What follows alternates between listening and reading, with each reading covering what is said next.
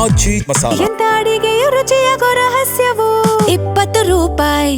ರಾಜ್ಯ ಆರೋಗ್ಯ ಸಚಿವರೇ ಮಿಸ್ ಮಾಡದೆ ಈ ಸ್ಟೋರಿಯನ್ನ ನೋಡಿ. ಧಾರವಾಡ ಜಿಲ್ಲಾ ಆರೋಗ್ಯಾಧಿಕಾರಿಗಳೇ ತಪ್ಪದೆ ಸ್ವಲ್ಪ ಇಲ್ಲಿ ನೋಡಿ. ನಿಮಗೆ ಎಲ್ಲಿ ನೋವಿದೆಯೋ ಅಲ್ಲೇ ಇಂಜೆಕ್ಷನ್, ಒಂದಲ್ಲ ಎರಡಲ್ಲ. ನೋವಿದೆ ಅಂತ ಹೋದ್ರೆ ನೋವಿನ ಜಾಗಕ್ಕೆ ಈ ವೈದ್ಯ ಇಂಜೆಕ್ಷನ್ ಕೊಡ್ತಾರೆ.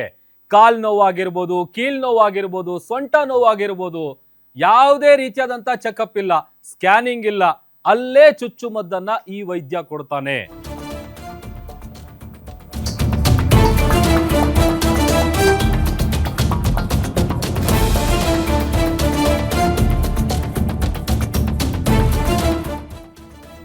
ರಾಜ್ಯ ಆರೋಗ್ಯ ಸಚಿವರೇ ಮಿಸ್ ಮಾಡದೆ ಈ ಸ್ಟೋರಿ ನೋಡಿ. ಧಾರವಾಡ ಜಿಲ್ಲಾ ಆರೋಗ್ಯಾಧಿಕಾರಿಗಳು ತಪ್ಪದೆ ನೋಡಬೇಕಾಗಿರುವಂತಹ ಸುದ್ದಿ ಇದು.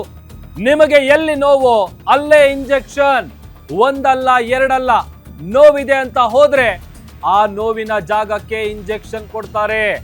ಕಾಲ್ ನೋವು, ಕೀಲ್ ನೋವು, ಸೊಂಟ ನೋವು, ಯಾವುದೇ ನೋವಿದ್ರೂ ಕೂಡ ಅದೇ ಜಾಗಕ್ಕೆ ಇಂಜೆಕ್ಷನ್ ಕೊಡ್ತಾನೆ ಈ ಡಾಕ್ಟರ್. ಸ್ಕ್ಯಾನ್ ಮಾಡಲ್ಲ, ಟೆಸ್ಟ್ ಮಾಡಲ್ಲ, ಡೈರೆಕ್ಟ್ ಇಂಜೆಕ್ಷನ್ ಟ್ರೀಟ್ಮೆಂಟ್ ಅನ್ನ ನೀಡ್ತಾರೆ. ಪಾರ್ಶ್ವವಾಯು, ಕೀಲು ನೋವು, ನರರೋಗ ಎಲ್ಲದಕ್ಕೂ ಚುಚ್ಚಿದ್ದೇ ಚುಚ್ಚಿದ್ದು. 99% ರೋಗ ವಾಸಿ ಆಗತ್ತೆ ಅಂತಾರೆ ಈ ಸಕಲ ಚುಚ್ಚು ವೈದ್ಯ. ಅಸಲಿಗೆ ಈ ವೈದ್ಯರ ಅರ್ಹತೆ ಏನು? ಚಿಕಿತ್ಸೆ ನೀಡ್ತಾ ಇರೋದು ಯಾವ ಪದ್ಧತಿಯಲ್ಲಿ? ಅಷ್ಟಕ್ಕೂ ಈ ಡಾಕ್ಟರ್ ಓದಿರೋದೇನು? ಇವರು ಕೊಡ್ತಾ ಇರುವಂತ ಟ್ರೀಟ್ಮೆಂಟ್ ಏನು? ಗ್ಯಾರಂಟಿ ನ್ಯೂಸ್ ನಲ್ಲಿ ಇಡೀ ಹುಬ್ಬಳ್ಳಿ ಜಿಲ್ಲೆಯ ಜನರು ಬೆಚ್ಚಿ ಬೀಳುವಂತಹ ಸ್ಟೋರಿ ಇದು. ಯಾವುದೇ ರೀತಿಯಾದಂತ ಸ್ಕ್ಯಾನಿಂಗ್ ಮಾಡಲ್ಲ, ಟೆಸ್ಟ್ ಮಾಡಲ್ಲ. ನಿಮಗೇನಾದ್ರೂ ನೋವಿದೆ ಅಂತ ಹೋದ್ರೆ ಡೈರೆಕ್ಟ್ ಕೊಡ್ತಾರೆ ಇಂಜೆಕ್ಷನ್ ನ ಟ್ರೀಟ್ಮೆಂಟ್.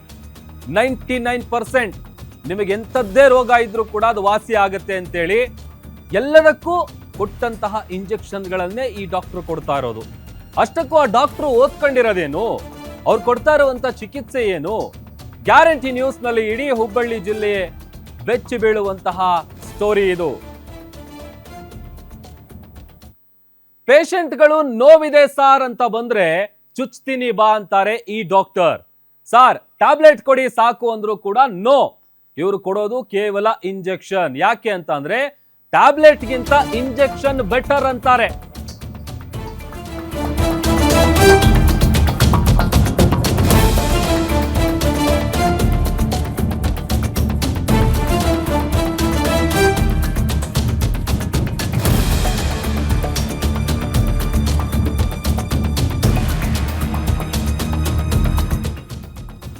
ನೋವು ಸಾರ್ ಅಂತ ಬಂದ್ರೆ ಚುಚ್ತೀನಿ ಬಾ ಅಂತಾರೆ ಈ ವೈದ್ಯ. ಸಾರ್ ಟ್ಯಾಬ್ಲೆಟ್ ಕೊಡಿ ಸಾಕು ಅಂದ್ರೂ ಕೂಡ ಇಂಜೆಕ್ಷನ್ ಇಸ್ ಬೆಟರ್ ಅಂತಾರೆ. ಇಂಜೆಕ್ಷನ್ ಮೇಲೆ ಇಂಜೆಕ್ಷನ್ ಕೊಡೋ ಈ ಡಾಕ್ಟರ್ ಯಾರು ಗೊತ್ತಾ? ಚುಚ್ಚು ವೈದ್ಯ ಅಂತಾನೆ ಕರೆಸಿಕೊಳ್ಳುವಂತಹ ಹುಬ್ಬಳ್ಳಿಯ ಈ ಡಾಕ್ಟರ್ ಪ್ರಕಾಶ್. ಹುಬ್ಬಳ್ಳಿಯ ಅಮರಗೋಳದಲ್ಲಿದೆ ಪ್ರಕಾಶ್ ಸೂಪರ್ ಸ್ಪೆಷಾಲಿಟಿ ಆಸ್ಪತ್ರೆ. ಬೋರ್ಡ್ ನಲ್ಲಷ್ಟೇ ಸೂಪರ್ ಮಲ್ಟಿ ಸ್ಪೆಷಾಲಿಟಿ, ಆದ್ರೆ ಒಳಗ್ ಹೋದ್ರೆ ಅಲ್ಲಿರೋದೇ ಬೇರೆ. ಚಿಕಿತ್ಸೆಯ ಹೆಸರಲ್ಲಿ ಸಾವಿರಾರು ರೂಪಾಯಿ ಖರ್ಚು ಮಾಡಿಸ್ತಾರಂತೆ ಈ ವೈದ್ಯ. ಬಡ ರೋಗಿಗಳ ನೋವನ್ನೇ ಈ ಡಾಕ್ಟರ್ ಬಿಸ್ನೆಸ್ ರೀತಿ ಮಾಡ್ಕೊಂಡಿದಾರ ಗೊತ್ತಿಲ್ಲ. ಅಷ್ಟಕ್ಕೂ ಈ ಪ್ರಕಾಶ್ ಆಸ್ಪತ್ರೆಯಲ್ಲಿ ಕೊಡ್ತಿರುವಂತಹ ಚಿಕಿತ್ಸೆ ಎಷ್ಟು ಸೇಫು, ಎಷ್ಟು ಸುರಕ್ಷಿತ? ಗ್ಯಾರಂಟಿ ನ್ಯೂಸ್ ಕ್ಯಾಮ್ರಾಗೆ ಸಿಕ್ಕಿದೆ. ಎಲ್ರೂ ಶಾಕ್ ಆಗುವಂತಹ ಒಂದಷ್ಟು ಅಚ್ಚರಿ ದೃಶ್ಯಗಳು ಗ್ಯಾರಂಟಿ ನ್ಯೂಸ್ ನಲ್ಲಿ ಬಯಲಾಗ್ತಾ ಇದೆ. ಪ್ರಕಾಶ್ ಕ್ಲಿನಿಕ್ ನ ಅಸಲಿ ಮುಖ. ಚಿಕಿತ್ಸೆಯ ಹೆಸರಲ್ಲಿ ಸಾವಿರಾರು ರೂಪಾಯಿಯನ್ನ ಈ ಡಾಕ್ಟರ್ ಖರ್ಚು ಮಾಡಿಸ್ತಾರೆ. ಅದರಲ್ಲೂ ಬಡ ರೋಗಿಗಳನ್ನೇ ಟಾರ್ಗೆಟ್ ಮಾಡಿಕೊಂಡು ದುಡ್ಡು ಮಾಡ್ತಾ ಇದ್ದಾರೆ, ಬಿಸ್ನೆಸ್ ಮಾಡ್ಕೊಂಡಿದ್ದಾರೆ. ಇದೇ ವ್ಯಕ್ತಿ ಏನ್ ಗಮನಿಸ್ತಾ ಇದ್ದೀರಿ, ಸ್ಪೆಕ್ಸ್ ಹಾಕೊಂಡಿದ್ದಾರೆ ನೋಡಿ, ಪ್ರಕಾಶ್ ಅಂತೇಳಿ. ಡಾಕ್ಟರ್ ಪ್ರಕಾಶ್, ಅದರಲ್ಲೂ ಚುಚ್ಚೋ ಡಾಕ್ಟರ್ ಅಂತಾನೆ ಫೇಮಸ್ ಆಗಿದ್ದಾರೆ ಇವರು. ಯಾರೇ ಪೇಷಂಟ್ಗಳು ಬಂದು ನೋವಿದೆ ಅಂತ ಹೇಳಿದ್ರೆ ಟ್ಯಾಬ್ಲೆಟ್ ಕೊಡಿ ಅಂತ ಅಂದ್ರೆ ಇಲ್ಲ ಇಲ್ಲ, ಇವ್ರು ಕೊಡೋದೇ ಇಂಜೆಕ್ಷನ್. ಒಂದಷ್ಟು ಅಚ್ಚರಿ ದೃಶ್ಯಗಳು ಕೂಡ ಗ್ಯಾರಂಟಿ ನ್ಯೂಸ್ ಕ್ಯಾಮ್ರಾದಲ್ಲಿ ಸೆರೆ ಸಿಕ್ಕಿದೆ. ಅಸಲಿಗೆ ಒಳಗಡೆ ಏನಾಗ್ತಾ ಇದೆ, ಯಾಕಂತಂದ್ರೆ ಎಷ್ಟು ಜನ ಬರ್ತಾರೆ, ಏನೇನ್ ನೋವಿದೆ ಅಂತ ಹೇಳಿದಾಗ ನಾವೆಲ್ಲ ನೋಡಿರೋದು ಸಹಜವಾಗಿ ಸ್ಕ್ಯಾನಿಂಗ್ ಮಾಡ್ತಾರೆ ಅಥವಾ ಟೆಸ್ಟ್ ಗಳು ಮಾಡ್ತಾರೆ, ಬ್ಲಡ್ ಪ್ಯಾರಾಮೀಟರ್ಸ್ ಮಾಡ್ತಾರೆ. ಅದ್ರಲ್ಲಿ ಏನಾದ್ರೂ ಡಿಫೆಕ್ಟ್ ಇದೆ ಅಂತ ಗೊತ್ತಾದ್ರೆ ಅವ್ರಿಗೆ ಯಾವ ಕಾಯಿಲೆ ಇದೆ, ಯಾವ ಆಧಾರದ ಮೇಲೆ ಯಾವ ಮೆಡಿಸಿನ್ ಕೊಡಬೇಕು ಅದನ್ನ ಪ್ರಿಸ್ಕ್ರೈಬ್ ಮಾಡ್ತಾರೆ. ಬಟ್ ಇಲ್ಲಿ ಹಂಗಿಲ್ಲ. ಏನ್ ಕಾಲ್ ನೋವು ಅಂದ್ರೂ ಇಂಜೆಕ್ಷನ್, ಸೊಂಟ ನೋವು ಅಂದ್ರೂ ಇಂಜೆಕ್ಷನ್, ತಲೆನೋವು ಅಂತ ಅಂದ್ರೂ ಇಂಜೆಕ್ಷನ್, ಎಲ್ಲಿ ನೋವಿರುತ್ತೋ ಅದೇ ಜಾಗಕ್ಕೆ ಇಂಜೆಕ್ಷನ್ ಕೊಡೋದು ಈ ಡಾಕ್ಟರ್ನ ಸ್ಪೆಷಾಲಿಟಿ. ಹಂಗ್ ಮಾಡ್ರೆ ಹಿಂಗ್ ಮಾಡ್ರೆ ಅದನ್ನ ನೀವು ಹಂಗಲ್ಲ ಪ್ರೂವ್ ಮಾಡ್ರಿ, ಪ್ರೂವ್ ಮಾಡ್ತೀವಿ. ಇವ್ರಿಗೇನು ಸಂಬಂಧ? ಊರು ಇಲ್ಲಿ ಕಾಲನಿ ಹಿರಿಯರವ್ರ ಹಾಂ, ಇವ್ರು ಡಾಕ್ಟರ್ ಇಂತ ಮಾಡಕ್ ಕುಂತಾರೆ ಸಪೋರ್ಟ್ ಮಾಡ್ತೀರನ? ನಡೀತೈತೆ. ಮತ್ತೆ ಇದಕ್ಕೆ ನೀವು ಮತ್ತೆ ಸಪರೇಟ್ ಬರ್ಬೇಕಲ್ಲ, ಇದಕ್ಕೆ 3 ಸರಿ 4 ಸರಿ ಇದಕ್ಕೆ ಹೋಗ್ರಿ, ಮತ್ತೆ ಅದಕ್ಕೊಂದು 4 ಸರಿ ಡಬಲ್ ಆಗ್ತದೆ.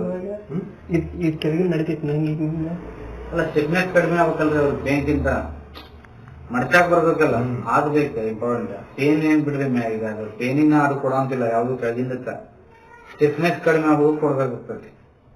ಮಾಡಿಸ್ಕೊಂಡ್ಬಿಡ್ರಲ್ಲ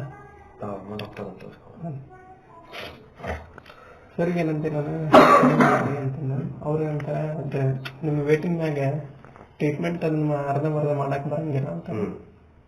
ಏನ್ ಟ್ರೀಟ್ಮೆಂಟ್ ಆಗೈತಿ ಪೂರ್ತಿ ಮಾಡ್ಕೊಂಡ್ಬಿಟ್ರಿ,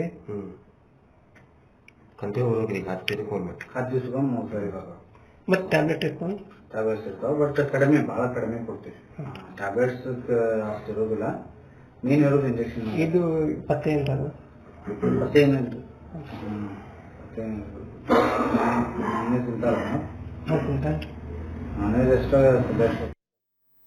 ನೋಡಿ, ಇದು ಆ ಡಾಕ್ಟರ್ ಪ್ರಕಾಶ್ ಅವ್ರು ಹೇಳ್ತಾ ಇರುವಂತ ಮಾತು ಗಮನಿಸ್ತಾ ಇದೀವಿ. ಹೌದು, ಸಹಜವಾಗಿ ಒಂದು 10 ಮಾತ್ರೆ ನುಂಗೋದಕ್ಕಿಂತ ಒಂದು ಇಂಜೆಕ್ಷನ್ ತಗೊಂಡ್ರೆ ಬೆಟರ್. ಬಟ್ ಎಲ್ಲಾ ಸಂದರ್ಭದಲ್ಲೂ ಎಲ್ಲದಕ್ಕೂ ಕೂಡ ಇಂಜೆಕ್ಷನ್ ನ ಡಾಕ್ಟರ್ ಪ್ರಿಸ್ಕ್ರೈಬ್ ಮಾಡಲ್ಲ. ಬಟ್ ಆದ್ರೆ ಈತ ಹೇಳ್ತಾ ಇರೋದು, ನಾನು ಟ್ಯಾಬ್ಲೆಟ್ಸ್ನೇ ಕೊಡಲ್ಲ, ಇಂಜೆಕ್ಷನ್ ಅಷ್ಟೇ, ಇಂಜೆಕ್ಷನ್ ತಗೊಳ್ಳಿ ಬೇಗ ಕ್ಯೂರ್ ಆಗುತ್ತೆ, ಅದೆಂಥದ್ದೇ ಕಾಯಿಲೆ ಇರಲಿ, ಅದೆಂಥದ್ದೇ ರೋಗ ಇರಲಿ, 99% ವಾಸಿ ಆಗುತ್ತೆ ಅಂತೇಳಿ ಅದು ಸಾವಿರಾರು ರೂಪಾಯಿಲಿ ಆತ ದುಡ್ಡು ಮಾಡ್ತಾ ಇದ್ದಾನೆ. ಆಮೇಲೆ ಆ ಬೋರ್ಡ್ ಏನು ಗಮನಿಸ್ತಾ ಇದ್ದೀವಿ, ಈಗ KPME ಆಕ್ಟ್ ಒಂದಿದೆ ಕರ್ನಾಟಕದಲ್ಲಿ. KPME ಆಕ್ಟ್ ನಲ್ಲಿ ಯಾವುದೇ ಕ್ಲಿನಿಕ್ಗಳಾಗಿರಲಿ ಅಥವಾ ಪ್ರೈವೇಟ್ ಎಸ್ಟಾಬ್ಲಿಷ್ಮೆಂಟ್ ಏನಿರುತ್ತೆ ಅದನ್ನ ರಿಜಿಸ್ಟರ್ ಮಾಡ್ಕೊಳ್ಬೇಕು, ಅದಕ್ಕೆ ಸಂಬಂಧಪಟ್ಟಂತ ಬೋರ್ಡ್ಗಳನ್ನ ಹಾಕಬೇಕು. ಫಾರ್ ಎಕ್ಸಾಂಪಲ್, ಈಗ ಅಲೋಪತಿ ಟ್ರೀಟ್ಮೆಂಟ್ ಕೊಡ್ತಾ ಇದ್ದಾರೆ ಅಂತ ಅಂದ್ರೆ MBBS ಓದಿರುವಂತ ಡಾಕ್ಟರ್ಗಳು ಬ್ಲೂ ಬೋರ್ಡ್ ಇರಬೇಕು. ಅದರ ಜೊತೆಗೆ ಈ ಬೇರೆ BAMS ಅಥವಾ ಈ ಆಯುರ್ವೇದಿಕ್ ರಿಲೇಟೆಡ್ ಬರುತ್ತಲ್ಲ, ಆ ಥರದ್ದು ಏನಾದರೂ ಕ್ಲಿನಿಕ್ ಇತ್ತು ಅಂತಂದ್ರೆ green colour board must and should ಇರಬೇಕು. ಒಂದಷ್ಟು ರೂಲ್ಸ್ ಅಂಡ್ ರೆಗ್ಯುಲೇಷನ್ಸ್ ಇದೆ. ಆಮೇಲೆ ಡಾಕ್ಟರ್ಗಳು ಅಷ್ಟೇ, ಪೇಷಂಟ್ಗಳು ಬಂದಂಥ ಸಂದರ್ಭದಲ್ಲಿ ಅವ್ರಿಗೆ ಯಾವ ಕಾಯಿಲೆ ಇದೆ ಏನಿದೆ ಮೊದಲು ಅದನ್ನ ಒಂದು ಟೆಸ್ಟು, ಒಂದು ಸ್ಕ್ಯಾನು ಏನಾದರೂ ಮಾಡಬೇಕು. ಬಟ್ ಈ ಚುಚ್ಚು ವೈದ್ಯ ಪ್ರಕಾಶ್ ಏನಿದ್ದಾರೆ, ಯಾವುದೇ ರೀತಿಯಾದಂಥ ಸ್ಕ್ಯಾನಿಂಗ್ ಮಾಡಿಸಲ್ಲ, ಯಾವುದೂ ಬ್ಲಡ್ ಟೆಸ್ಟ್ಗಳನ್ನು ಮಾಡಿಸಲ್ಲ.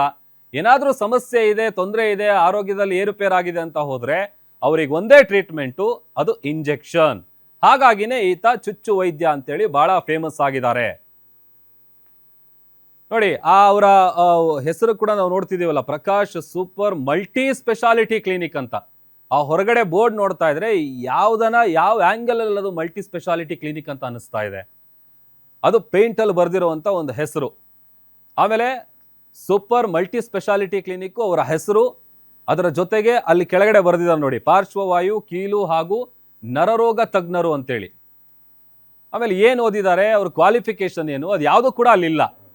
MBBS BAMS ಏನು ಓದಿದ್ದಾರೆ, ಸಹಜವಾಗಿ ಡಾಕ್ಟರ್ದು ಇರಬೇಕಲ್ಲ ಅಲ್ಲಿ, ಅವ್ರು ಏನು ಓದಿದ್ದಾರೆ, ಏನು ಎಜುಕೇಶನ್ ಮಾಡಿದ್ದಾರೆ, ಅದು ಯಾವುದೂ ಇಲ್ಲ. But Prakash super multi speciality clinic ಅವ್ರು ಯಾವುದ್ರಲ್ಲಿ ತಜ್ಞರು ಅನ್ನೋದನ್ನ ಮಾತ್ರ ಉಲ್ಲೇಖ ಮಾಡಿದ್ದಾರೆ, ಜೊತೆಗೆ ಅಡ್ರೆಸ್ ಕೂಡ ಇದೆ ನೋಡಿ. ಬಟ್ ಹೊರಗಡೆ ಈ ತರದ ಬೋರ್ಡ್ ಇದೆ, ಬಟ್ ಒಳಗಡೆ ನಡೀತಾ ಇರೋದೇ ಬೇರೆ.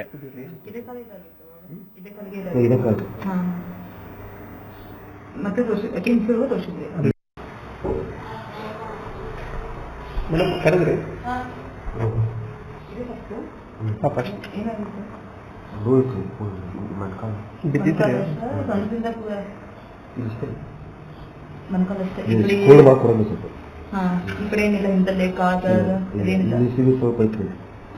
ಅಂದ್ರೆ ಬಾತ್ರೂಮ್ ಹೋದ್ರೆ ಕೂಡ